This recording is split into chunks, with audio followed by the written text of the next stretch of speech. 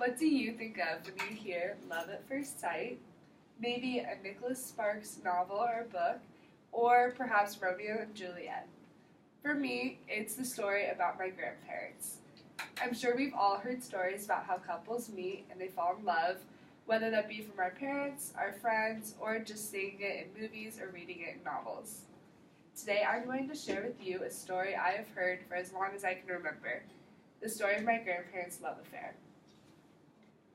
It started in 1950 in a company in downtown San Diego. The company, Langley, produced toilet bowl plungers. Pretty romantic, I know. My grandfather was the boss of the company, and my grandmother helped to work and build the toilet bowl plungers. Now, here's where things get tricky. My grandfather was actually married at the time, or engaged to another woman. Although, my grandmother claims she was just in it for the money.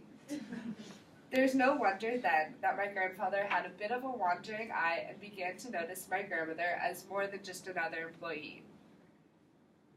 One day, after work, my grandfather was driving away when he noticed that my grandmother was also on her walk home. In a burst of confidence, he rolled down the window and called out to her, "Marcella, do you want to go dancing with me this weekend?" She was totally thrilled and said, "Yes, of course." Unfortunately, though, my grandfather forgot that he was still driving and didn't put his foot on the brake and rolled straight into a pole. Very smooth, I know. Luckily, the actual date was very successful. They went dancing down at a small restaurant in Mexico, and it went so well that the next day my grandfather called his current fiancée at the time and called it off.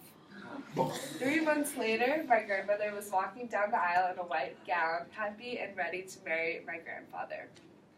Who would have guessed that a marriage of 64 years would have begun over the construction of toilet bowl plungers? I therefore encourage you all to always be prepared for the unexpected and never be afraid to take a leap of faith when it comes to love.